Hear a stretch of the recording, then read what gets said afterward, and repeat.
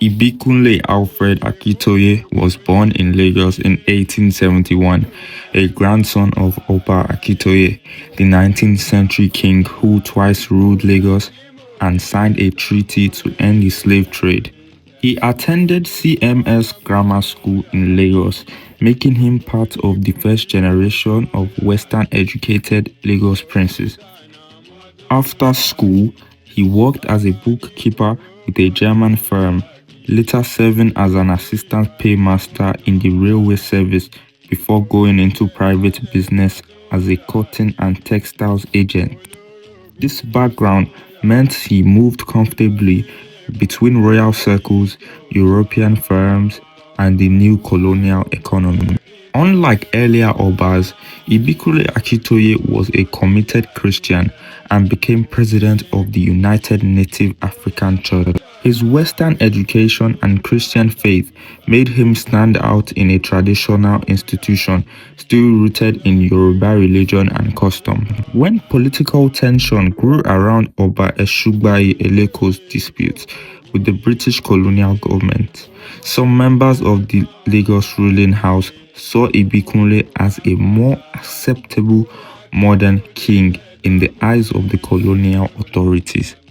On 10th June 1925, members of the Lagos ruling house ordered Oba Eshugbayi Eleko to vacate the Ika Idungaran Palace, and on 26 June 1925, they elected Ibikunle Akitoye as the Oba of Lagos. The colonial government quickly recognized him on 6th August 1925 and formally received him at Government House a few days later.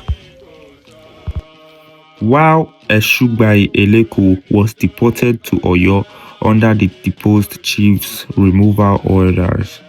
With his coronation, Ibikunle became the first Western-educated and first openly Christian Oba of Lagos, marking a turning point in how kingship and religion interacted in the city.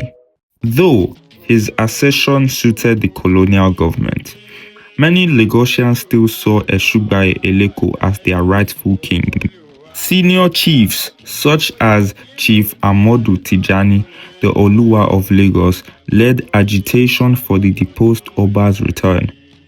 Nationalist leader Herbert Macaulay organized protests attacking the government's decision and, by extension, the legitimacy of Ibikunle Akitoye's rule. This hostility meant that, despite the crown, Ibikunle was never fully embraced by the people. He was spurned publicly, and in 1926, he was even attacked, a sign of how deeply contested his position was. His reign thus became known as the interregnum period, with Lagos caught between a deposed but popular king and a sitting Oba seen by many as the government's choice. The Privy Council in London ruled that Oba Eshugbayi Eleko had the right to challenge his deportation, and the governor's actions had to follow the law and native custom, not just his personal satisfaction. This decision effectively invalidated the legal basis of Eleko's deportation, strengthened the idea that colonial executive power could be reviewed by the courts, and reopened the way for Eleko's return. For Oba Ibikunle Akitoye, who had been placed on the throne after Eleko's removal and was already unpopular with many Lagosians, the judgment shook the legitimacy of his reign and left him politically and personally devastated, with his rule ending shortly afterward. Ibikunle Alfred Akitoye's story sits at the crossroads of tradition, colonial power, and modernity in Lagos. He embodied change as the first Western-educated Christian Oba, yet his authority was undermined by the loyalty that remained with his deposed predecessor.